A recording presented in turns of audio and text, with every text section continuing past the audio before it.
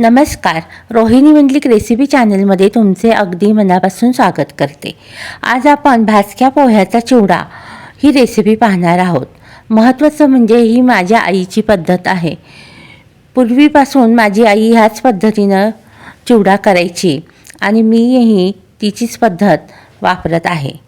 Generally काय होतं, भाजक्या पोह्याचा चिवडा केला तर फोडणी नाही नीट बसली तर चिवडा कोरडा होण्याची शक्यता असते.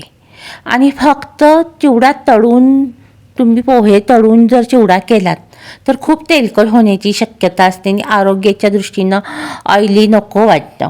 म्हणून जास्त कोरडाही चिवडा नको आहे आपल्याला आणि ऑइलीही चिवडा नको आहे. याचा मधला प्रकार माझी आई नेहमी करायची आणि तेच मी पद्धत तुम्हाला आज इथे दाखवणार आहे. इथे आपण वजनी आणि वाटीचे दोन्ही प्रमाण घेतलेले आहे. तसेच आपण चिवडा मसालाही घरीच बनवणार आहोत आणि तो वापरायचा कसा ते मी तुम्हाला सांगणार आहे. त्यामुळे चिवडा अतिशय चविष्ट, खमंग, चटपटीत होतो. खुसखुशीत अगदी संपेपर्यंत राहतो. जर तुम्हाला असा खुसखुशीत संपेपर्यंत कुरकुरीत चिवडा बनवायचा असेल तर हा व्हिडिओ शेवटपर्यंत पहा. चला तर मग रेसिपीला सुरुवात करूया. इथे मी 1 किलो भाजके पोहे आणले आहेत. मार्केटमध्ये हे सहज उपलब्ध होतं. दिवाळीच्या सीझनमध्ये तर मिळतं. प्रथम आपण हे चाळणीने चाळून घेऊया. यामध्ये थोडाफार कचरा असतो पोह्यांचा, बारीक बारीक. तसेच इतरही छोटे छोटे धुळीचे कण असू शकतात. ते चाळणीने चाळल्यामुळे निघून जातात. तसेच जर तुम्ही चिवड्यामध्ये ठेवले तर करपण्याची शक्यता असते आणि चिवड्याची चवच बदलून जाऊ शकते. हे मी पॅकेट आत्ताच ओपन केले आहे, त्यामुळे कुरकुरीत आहेत, पाहू शकता. असा चुरा केल्यानंतर असे चुरा व्हायला हवा, तर भाजण्याची वगैरे काही गरज नाही. जर तुमचे पोहे मऊ असतील तर तुम्हाला कढईमध्ये भाजून घ्यावे लागतील किंवा चिवडा करण्यापूर्वी 1 तास ऊन द्यावं लागेल. आता आपण सर्व चाळून घेतलेले आहेत. पाहू शकता केवढा कचरा निघालेला आहे. असा सर्व कचरा काढून फेकून द्यायचा आहे.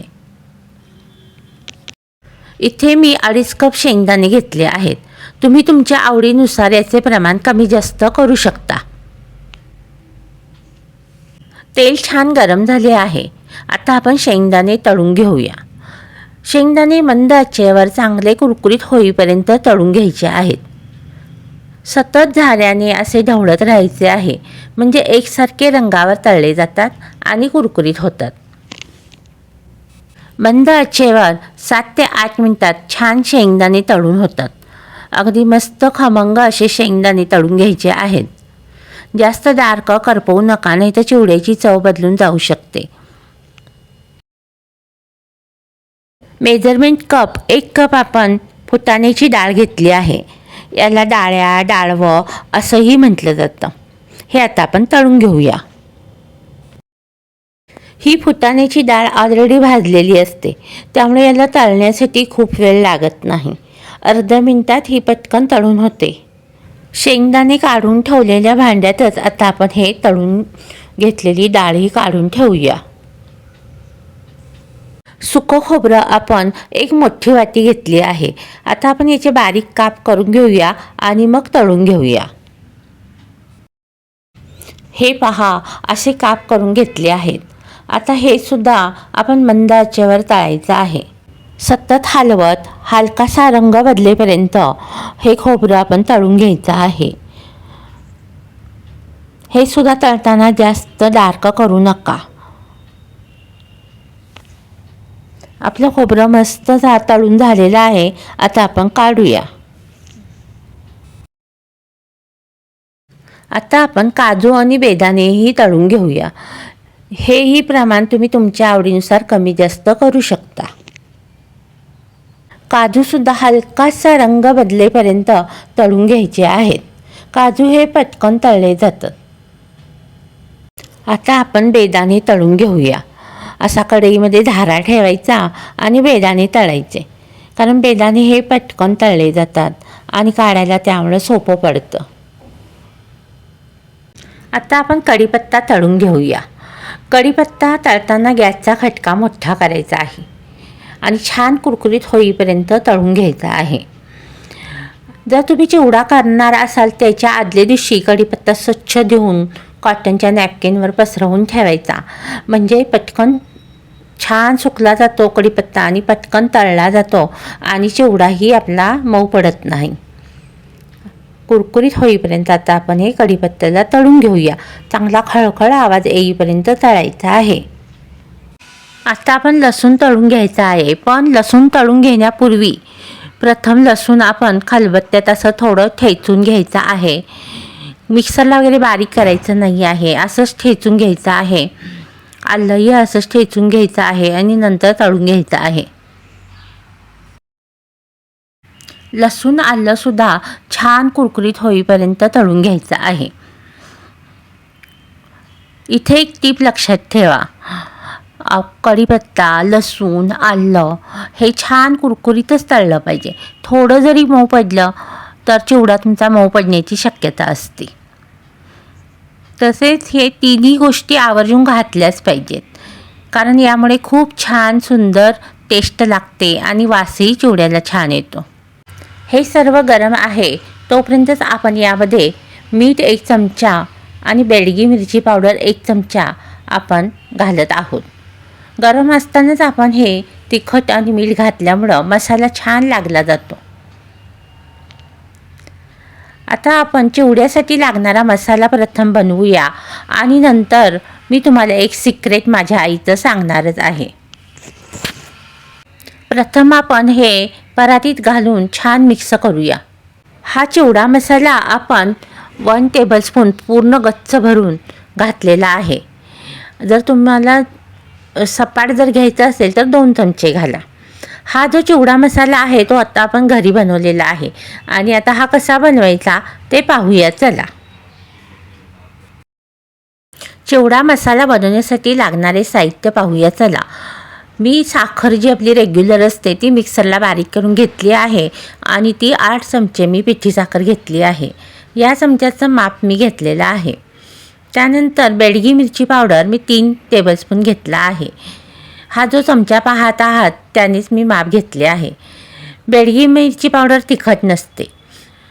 हळद 1 चमचा, 3 चमचे मीठ, हिंग पाव चमचा, साखर 1 चमचा घेतलेले आहे. त्यानंतर जिरे 2 चमचे, धणे 2 चमचे, बडीशेप 1 चमचा आणि 2 चमचे बेडगी मिरची पावडर वरून घालण्यासाठी घेतली आहे. धणे, जिरे, बडीशेप प्रथम भाजून घ्यावं. भाजून घेतल्यानंतर आता आपण मिक्सरमधून बारीक करून घ्यायचं आहे. साखर दळलेलं जे भांडं आहे, पिठी साखर बनवली होती ते भांडं, त्याच भांड्यामध्ये मी आता हे घालत आहे आणि बारीक करून घेणार आहे. धणे, जिरे, बडीशेप बारीक करून घालेला आहे. त्याच भांड्यात आपण मिरची पावडर, हळद, मीठ, हिंग आणि साखर घालून मिक्सरमधून फिरवून घेऊया आणि नंतर लास्टला आपण पिठी साखर घालून 1-2दा फिरवून घेऊया. आपण मिक्सरला हे फिरवून घेतलं आहे. आता आपण पिठी साखर घालूया. इथे एक गोष्ट लक्षात ठेवा, आपण इथे बेडगी मिरची वापरली आहे. चिवडा बनवताना काश्मीर मिरची पावडर किंवा बेडगी मिरची वापरचा प्रमाण जास्त घ्यावं आणि तुम्हाला जर तिखटच पाहिजे असेल तर ती थोडीशी 1 चमचा जरी तुम्ही तिखट पावडर घेतली तरी चालेल. पण जर पूर्णच तिखट पावडर वापरणार असाल तर त्याचं प्रमाण मात्र कमी घ्यावं लागेल, नाहीतर चिवडा खूप तिखट होईल. पिठी साखर घालूनही आता आपण फिरवून घेतलेलं आहे. आता आपण हे बाउलमध्ये सर्व काढूया. पाहू शकता किती मस्त आपला चिवडा मसाला तयार झाला आहे आणि अगदी परफेक्ट आहे, काहीही कमी नाही आहे. तिखट, मीठ सगळं अगदी परफेक्ट झालेलं आहे. हे प्रमाण घेतलं ना तर चिवडा छानच होणार असं आहे. जर तुम्हाला आंबट थोडंफार आवडत असेल तर आमचूर पावडर 1 चमचा घातला तरी चालू शकतो असं आहे. छान मस्तपैकी आता हा आपला चिवडा मसाला तयार झाला आहे. आता आपण चिवडा बनवायला सुरुवात करूया. चाळून घेतलेले भाजके पोहे असे डब्यात ठेवले आहेत. आता यातील निम्मे मी एका पातेल्यात काढत आहे आणि निम्मे तसेच आपण दुसऱ्या पातेल्यात काढून ठेवूया. प्रथम या एका पातेल्यामध्ये आपण मसाला सर्व घालूया आणि इथे मी आता माझ्या आईचं सिक्रेट सांगणार आहे. हे पहा सिक्रेट, हे दगडी पोहे आहेत, हे आता आपण तळून घेतले आहेत आणि हे आता आपण भाजक्या पोह्यावर टाकले आहेत. आपल्याला जास्त कोरडाही चिवडा नको आहे आणि जास्त तेलकटही चिवडा नको आहे, म्हणून अशा पद्धतीनं माझी आई चिवडा करायची. हे दगडी पोहे तळून यावर टाकायचे आणि मसाला चांगला नीट लागला जावा म्हणून हे गरम गरम पोहे असतानाच यावर आपण चिवडा मसाला टाकायचा आहे. हे पहा, मी आता व्हिडिओ दाखवत आहे त्याप्रमाणे. असं केल्यामुळे गरम गरम पोहे असल्यामुळे त्यांना मसाला छान लागला जातो आणि त्याच्याबरोबरच भाजक्या पोह्यांनाही मसाला अगदी छान लागला जातो आणि चिवडा अतिशय चविष्ट होतो. बरं, ही क्रिया आपल्याला अर्धा किलो आपण ही दगडी पोहे वापरलेले आहेत. 1 किलो भाजक्या पोह्यासाठी अर्धा किलो दगडी पोहे असं प्रमाण आहे. ते पूर्ण अर्धा किलो पोहे आपण तळून थोडे थोडे असे टाकायचे आहेत. हे दगडी पोहे रेग्युलर पोह्यापेक्षा थोडेसे जाड असतात. याचा ओन्ली तळून चिवडा करायचा असेल तर याचा केला जातो. हे पहा, असे असतात. 1 किलो पोह्यासाठी अर्धा किलो आपण दगडी पोहे घेतले आहेत. हे पहा, शेंगदाणे काजू वगैरे आपण तळले होते त्याच कढईत आता आपण हे तळत आहोत.